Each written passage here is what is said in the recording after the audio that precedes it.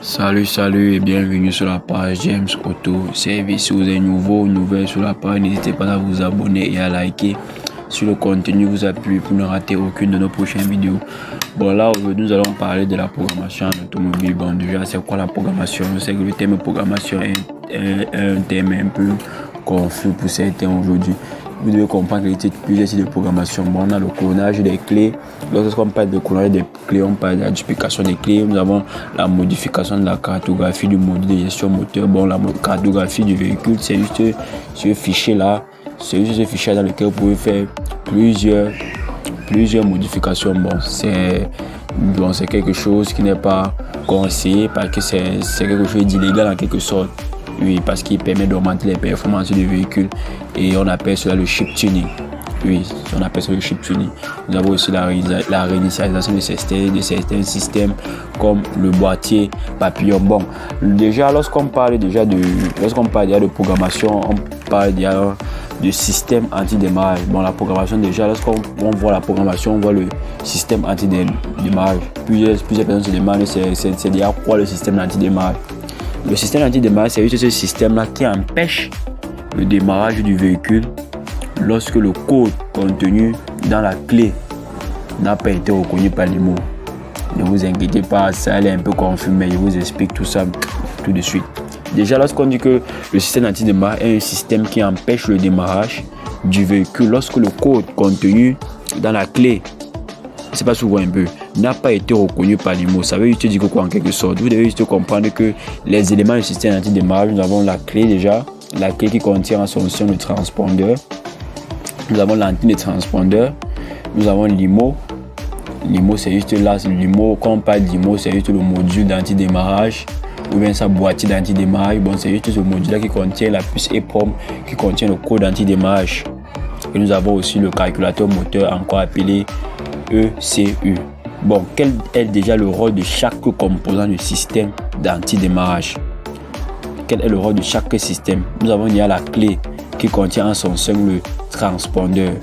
Le transpondeur, c'est juste cette puce-là qui va contenir le code d'anti-démarrage. Bon, c'est juste lorsque vous allez introduire votre clé dans le contacteur d'allumage. C'est juste donc cette puce-là. À l'intérieur de cette puce, nous avons un code. Le code là qui serait donc envoyé sous forme de signal à notre IMO. Bon, IMO ou immobiliseur, parce que c'est ça encore appelé module d'anti-démarrage. Mais c'est pas souvent un peu bon. Déjà, le rôle du transpondeur. Le transpondeur, lui là, en son sein, il contient le code d'anti-démarrage. C'est quoi le rôle de l'antenne de transpondeur? L'antenne de transpondeur détecte juste le signal du transpondeur et transfère cela à l'IMO sous forme de signal. Bon, tout se passe sous forme de signal. Bon, il détecte le signal de transpondeur et transfère à l'IMO ou immobiliseur ou boîtier d'anti-démarrage sous forme de signal. Quel est donc le rôle de l'immobiliseur? L'immobiliseur est juste là pour comparer le signal. Puisque le signal arrive sous forme de code, il compare juste le signal de la clé envoyé par le transpondeur afin d'autoriser ou non le démarrage du véhicule. Bon, son rôle c'est juste de comparer le code envoyé par la clé avec le code préenregistré dans sa mémoire afin d'autoriser le démarrage du véhicule ou non. Bon, si l'information, si le code qu'il a reçu provenant de la clé est différent déjà avec le code qu'il a en mémoire, il va refuser le démarrage du véhicule. Et si le code reçu est exactement le code qu'il a en mémoire, il va donc autoriser le démarrage du véhicule. Et l'ECU, le rôle de l'ECU, c'est quoi? Le rôle de l'ECU est juste là de piloter les systèmes, de piloter les composants qui vont permettre le démarrage du véhicule, comme dans notre établissement dessous, vous allez voir les injecteurs qui vont permettre le démarrage du véhicule. Bon, piloter plusieurs composants, injecteurs, bobines et bien d'autres éléments encore qui peuvent permettre le démarrage du véhicule. C'est donc quoi le fonctionnement global donc du système d'anti-démarrage? Parce que là, je viens de vous donner le rôle de chaque composant. Comment cela fonctionne-t-il donc globalement? Déjà, lorsque vous introduisez votre clé à l'intérieur du contacteur d'allumage, vous devez comprendre que le système d'anti-démarrage fonctionne par radiofréquence. Bon, par signaux de radiofréquence. Du coup, lorsque vous introduisez dans votre clé dans le contacteur d'allumage, le transpondeur, lui, communique avec l'IMO par radiofréquence. Du coup, déjà, lorsque vous introduisez un signal déjà, arrivé déjà à l'immobiliseur, pour lui faire comprendre déjà qu'une clé a été introduite dans le contacteur d'allumage.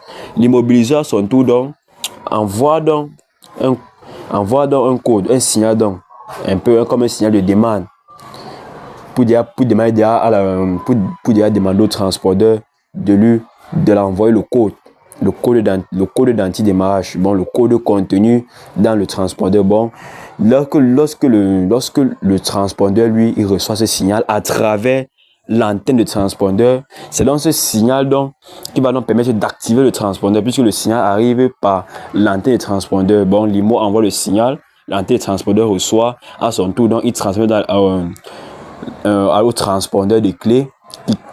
C'est donc ce signal qui va permettre d'activer le transpondeur. Le transpondeur à son tour répond maintenant en envoyant dans le code d'antidémarrage à l'immobiliseur à travers toujours l'antenne du transpondeur.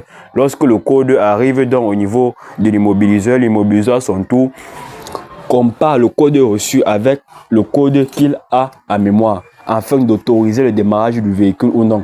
Une fois le code reçu, si le code est égal avec le code qu'il a en son sein, bon, là on suppose par exemple que le code qui est dans la clé, par exemple 1, et le code qui est par exemple dans l'autre immobiliseur est également 1. Bon, vous convenez donc avec moi que si le code reçu par l'immobiliseur est différent de 1, il va refuser le démarrage, et si le code est égal à 1, il va donc autoriser le démarrage. Du coup, si le code reçu est égal au code qu'il a en mémoire, il va donc autoriser le démarrage du véhicule. Quand il dit autoriser le démarrage du véhicule, il va donc envoyer donc l'alimentation au module, au calculateur moteur, puisque pour que le calculateur moteur puisse fonctionner, il a bien besoin d'une alimentation. C'est donc cette alimentation, pardonnez-moi, qui va donc envoyer à notre puce EEPROM. Puisque déjà le calculateur, lui, en son sein, il a déjà une puce, il a les microcontrôleurs.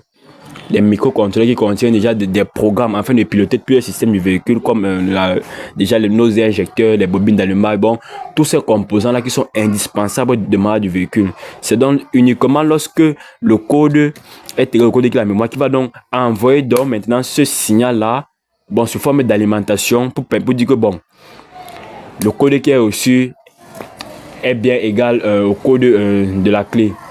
Du coup, il va donc maintenant envoyer donc maintenant le calculateur son tour va maintenant piloter maintenant les injecteurs afin de permettre le démarrage du véhicule. Et si le code reçu donc par l'immobiliseur était donc différent du code de la clé, il va donc interdire le démarrage du véhicule. Du coup, le CU ne doit pas recevoir cette alimentation là pour que lui-même à son tour puisse donc piloter les autres systèmes du véhicule.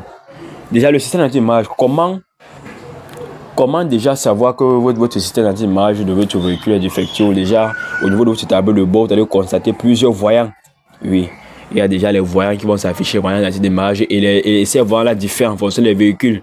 Ça peut être soit une petite voiture avec un cadenas. Bon, toutes ces informations-là diffèrent en fonction des véhicules. Vous pouvez avoir peut-être votre volant.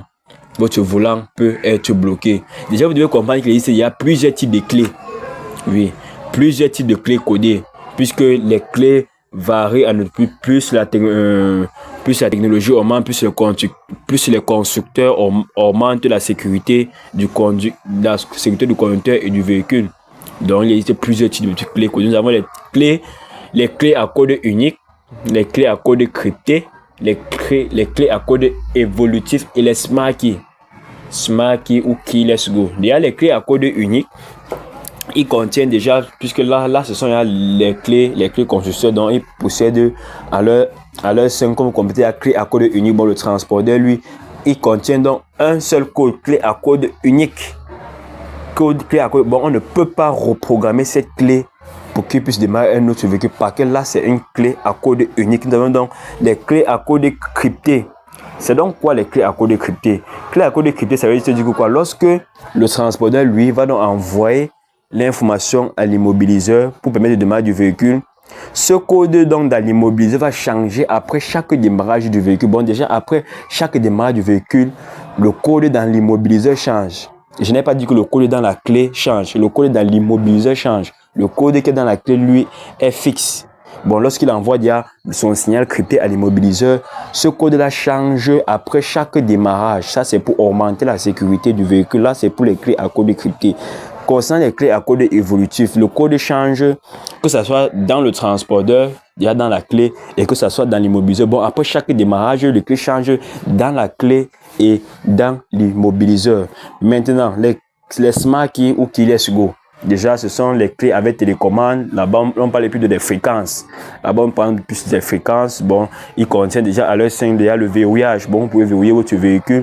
Et pour programmer cela, vous avez besoin de la fréquence du véhicule. Bon, ce sont ces systèmes-là que, à une certaine distance, vous pouvez verrouiller vos portières ou démarrer. Déjà, lorsque vous êtes à l'intérieur du véhicule, vous pouvez démarrer juste en appuyant sur votre bouton Start and Stop. Votre bouton de démarrage qui va donc permettre le démarrage de votre véhicule. Comment faire donc si votre IMO est grillé, que subitement votre IMO est grillé et que le volant d'anti-démarrage signale au tableau de bord? Que faire donc? Puisque votre volant est signalé au tableau de bord, ça peut donc être que votre immobiliseur est grillé. Que faire donc? Vous avez donc là 3 possibilités. Donc, si votre immobiliseur est grillé, soit vous achetez tous les composants. Oui, soit vous achetez donc tous les composants. Quand on parle de tous les composants, c'est le kit complet en fait, la clé, l'antenne, le transpondeur, l'IMO et le CU. Et vous appelez donc un professionnel déjà pour programmer tout cela, parce que tout cela fonctionne ensemble. Soit vous supprimez l'antidémarrage. Comme par de suppression de l'antidémarrage, on parle déjà de l'IMO off. L'IMO off, c'est quelque chose qui peut dire comment de personnel. C'est quelque chose qui n'est pas autorisé par le constructeur, parce qu'un constructeur ne peut pas accepter mettre un système de sécurité dans le véhicule et construire encore en lui-même un logiciel pour supprimer cela. Bon, là, c'est une décision personnelle du client. Supprimer l'antidémarrage du véhicule, ou soit chercher un véhicule identique et on prend juste le fichier d'antidémarrage, on copie dans notre fichier. Bon, si nous travaillons dans une A26, par exemple Toyota A26 2002, et que nous avons un autre véhicule, peut-être d'un ami ou de qui que ce soit, toujours une Toyota A26